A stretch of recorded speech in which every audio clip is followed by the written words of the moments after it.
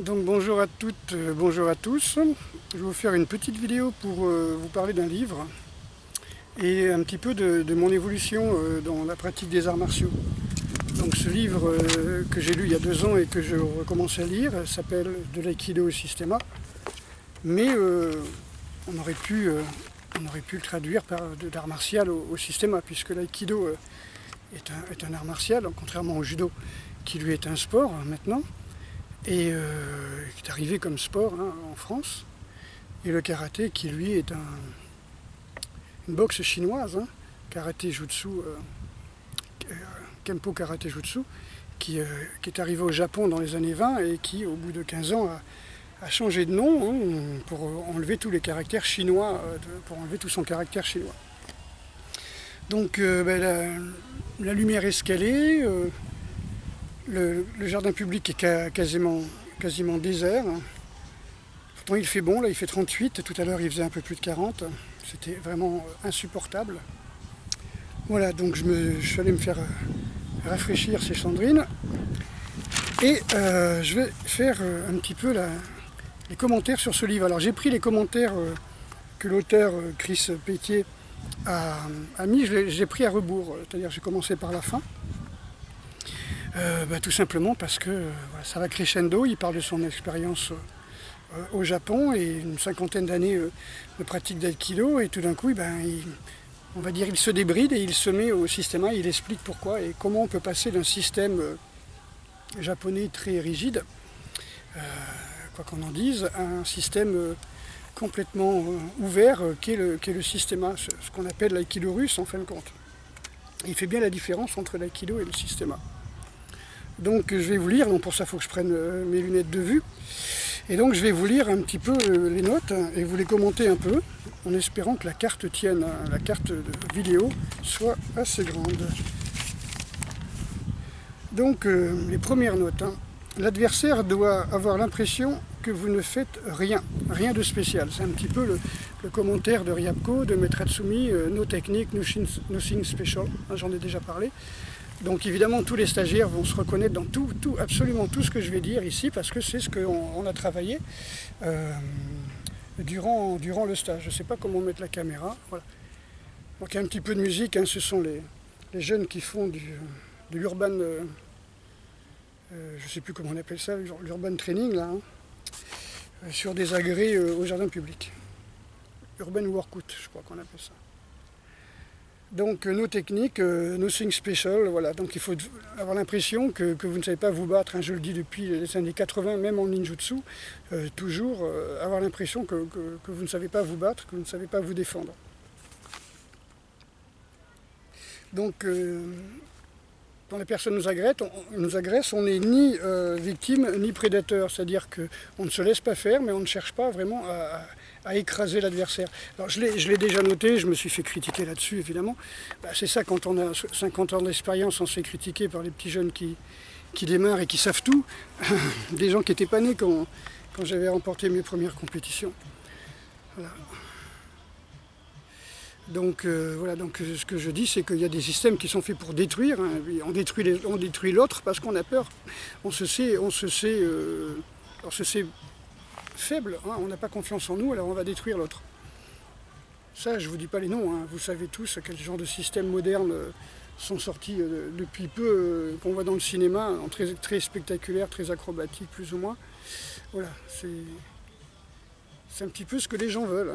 Ils veulent du beau, du spectaculaire, on va se défouler. Voilà. Donc si on est défoulé, on n'a plus peur. Voilà, bon écoute, ça j'y peux rien. Voilà, il faut garder la spontanéité et la créativité, donc pour ça il ne faut pas être figé dans des katas, dans des ensembles de techniques. Bouger en étant relâché, parce que en fin de compte, quand on bouge et qu'on est complètement décontracté, sans tension, et là ça permet un maximum de créativité et ça nous emmène vers un infini justement de techniques, de tout ce que l'on peut faire, du fait qu'on ne s'est pas interdit de bouger de telle ou telle manière, qu'on ne s'est pas dit tiens, il faut que la jambe soit parallèle à ceci, à cela, etc. Voilà, votre capacité à contrôler votre respiration détermine votre capacité à gérer votre stress. En gros, c'est que voilà, si on panique, si on ne peut plus gérer notre respiration, eh bien c'est fini, le stress s'accumule. Donc vous avez les respirations dont j'ai parlé dans mes stages. Donc vous avez la respiration explosive, la respiration qui, tout ça, respiration par le ventre, longue expiration. Ça permet à mieux gérer le stress. Et ça, c'est une phrase clé, c'est ce qui m'a donné envie de faire cette vidéo. Plus vous devenez conscient de votre force intérieure, plus vous devez abandonner votre force extérieure. Voilà, donc plus vous avez compris qu'il faut travailler avec la force, moins vous utilisez la force musculaire, on va dire. Moins vous cherchez à détruire, moins vous cherchez à casser un bras par exemple, ou faire des clés de jambes et vraiment faire mal à la personne. Donc on va en reparler hein, dans les citations. Beaucoup commencent les arts martiaux pour évacuer des peurs et des frustrations. Donc ça je l'ai dit, j'ai fait une vidéo, j'ai fait un texte là-dessus sur ma page Facebook. Évidemment il y en a quelques-uns qui sont dans le déni. Hein. Bien sûr le gars... il fait 1m12, 40 kg, et puis tout d'un coup il se met à faire, on va dire, de l'art martial, des techniques de défense où on frappe, où on crie, où on balance des coups de poing, des coups de pied, on tape sur les sacs, on a tous le beau t-shirt, on se fait tatouer une tête de mort avec un serpent qui sort par les yeux, on se rase le crâne, et puis ça y est, je suis le roi du monde, j'ai plus peur. Bah, ça c'est un gris-gris, hein, seulement gris-gris, bah, il reste à vie. Hein, quand vous êtes tatoué des serpents, des têtes de mort, des marteaux de Thor, parce que c'est le feuilleton viking à la télévision, etc. Ben, faut savoir qu'à 60 ans, si Dieu vous prête vie, eh ben, vous l'avez toujours, ce tatouage. Hein. Et les inflammations qui vont avec, 24 heures sur 24 aussi. Hein. Ça, faut le savoir. Donc oui, hein, on commence, hein, voilà, moi j'étais tout petit, hein, j'étais asthmatique, on m'avait interdit le sport. Voilà, mon professeur au lycée m'a permis de faire du sport quand il m'a vu à la télévision. Voilà, quand il m'a vu à FR3 comme vainqueur pour la 3e fois des coupes de karaté, quoi, compétition régionale de karaté. Sans ça, je n'avais pas le droit de faire autre chose que des abdos et des pompes et puis des grimpés de corde. Hein. J'étais champion de Poitou-Charentes du grimpé de corde. Hein. Voilà. C'est pas grave. J'ai pas démarré, voilà, j'étais un sous-vitalisé, né à 7 mois. Et tout le boulot que j'ai, tout ce que j'ai fait, je l'ai fabriqué moi-même, hein, je l'ai travaillé. Hein. Donc là où les gens faisaient 10 pompes, moi j'en faisais 20. Quoi. Alors, là, je vous dis ça en stage exactement de la même manière. La peur engendre l'agressivité qui engendre la peur. Donc il faut enlever les tensions, il faut enlever cette tension, il faut enlever la peur. Hein.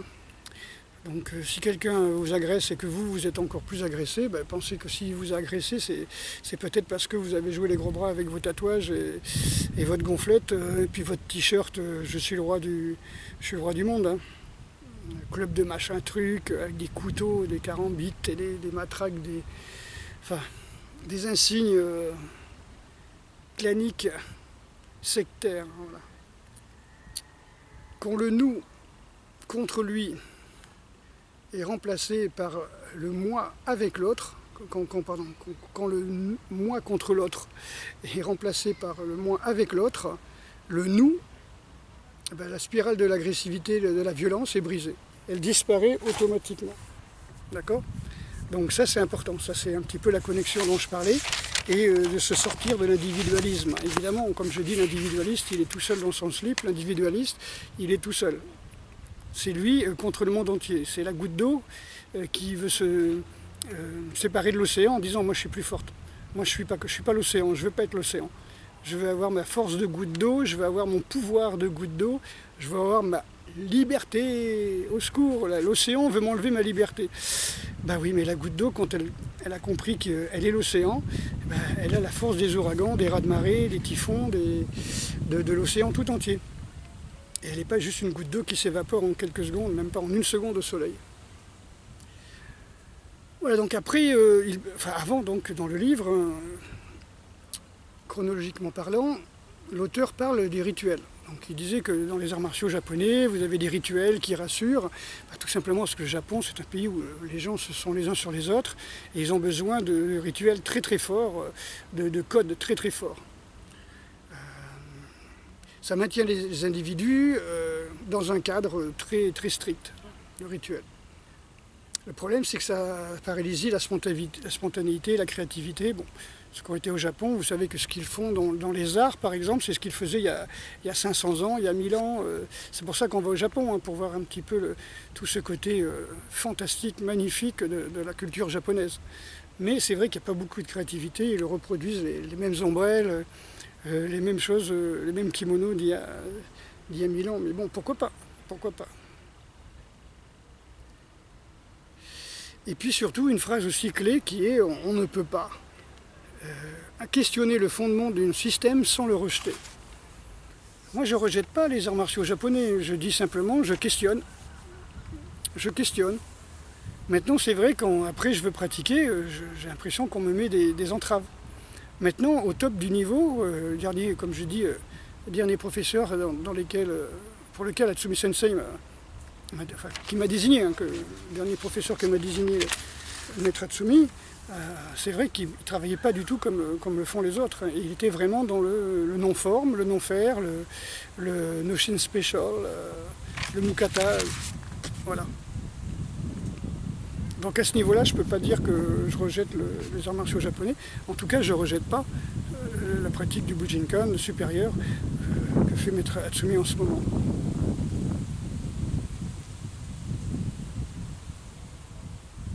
Alors il explique aussi, l'auteur, que savoir faire mal ou savoir tuer, c'est le premier niveau dans les arts martiaux. Mais mettre fin au conflit en se préservant et en préservant ses adversaires, c'est le plus haut niveau. C'est ce que je vois en ce moment chez Maître Atsumi, chez Ryabko. C'est ce que je vois. La différence, c'est qu'au Japon, il y a beaucoup de rituels, il y a beaucoup de codes, alors qu'au Japon, on peut tutoyer, mais qu'à Ryabko, il ne se considère pas comme un maître, il se considère comme un instructeur, comme quelqu'un. C'est très dur à expliquer, cette espèce de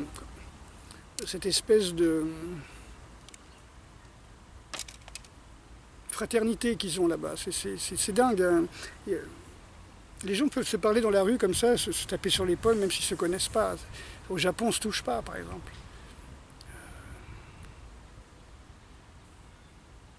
Il y a une vidéo là qui circule en ce moment sur le métro de Moscou où il y a des femmes enceintes ou des mères de famille qui poussent des landaux ou qui ont du mal à marcher et ils sont tout de suite aidés par les gens. C'est quelque chose que j'ai remarqué aussi. Les Russes sont un peuple.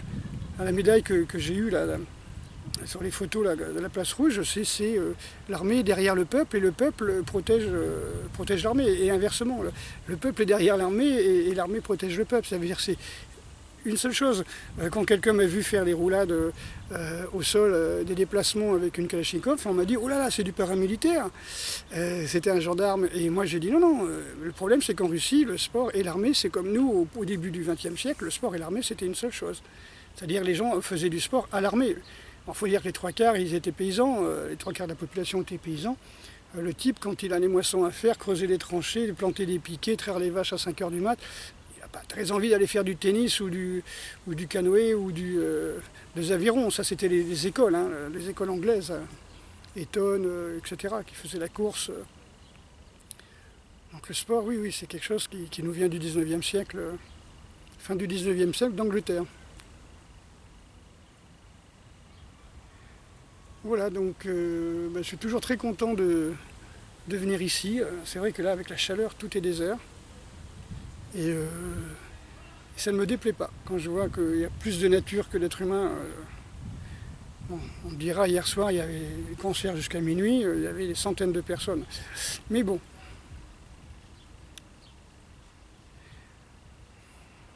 Voilà, donc pour moi c'est très important de pouvoir vous dire un petit peu comment on peut passer d'un art martial traditionnel au systéma.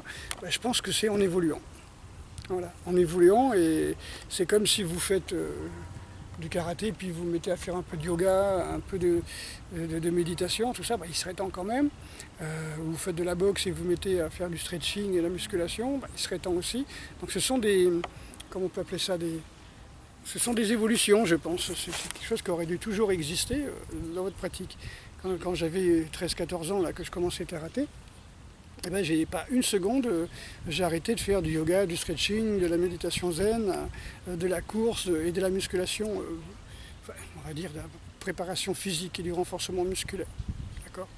Ça c'est important aussi. Voilà, donc j'espère que cette petite vidéo vous aura pas paru trop longue. Moi j'avais plein de choses à vous dire, mais évidemment j'étais même pas sûr que la caméra marchait du fait que je viens juste de la réparer. Et là, je vous souhaite une très bonne journée, une bonne fin de vacances. Donc au mois d'août, comme j'ai dit, j'ai pas trop l'intention de faire un stage. Maintenant, c'est vrai, rien ne m'empêche du 15 au 20 de refaire un autre stage s'il y a de la demande. Voilà, surtout que là, jardin public tous les jours, très bonne chaleur. Bon, il pleut pas, j'ai pas encore vu de pluie depuis un mois pratiquement. Donc voilà, ça peut être que du bon pour terminer les vacances en travaillant sur la respiration, sur la non-peur, sur le saki. Voilà, donc surtout lâcher les tensions. Ça c'est mon travail de vous faire ça, de vous faire lâcher les tensions. Et bon, il y a des méthodes expéditives et il y a des méthodes douces, hein, donc il y a deux genres de méthodes. Voilà, donc un grand bonjour à tous les stagiaires qui sont venus cet été et ceux qui sont venus les saisons précédentes. N'hésitez pas à venir vous parfaire, hein, donc il faut toujours aller plus loin. Si vous avez des questions, vous savez que vous pouvez les poser dans ce forum. Et je suis toujours content d'accueillir des nouvelles personnes. Voilà, donc il faut quand même savoir que en venant, il faut laisser votre ego au vestiaire, il faut laisser votre sentiment de « mon Dieu, je vais perdre ma liberté », parce que de toute façon, la liberté, comme je disais, c'est la responsabilité, donc soyez responsable et vous serez libre. Voilà, j'ai expliqué comment et pourquoi dans une autre vidéo. Bon, je vous dis à bientôt, et puis maintenant que la vidéo marche, je ne vais pas me priver.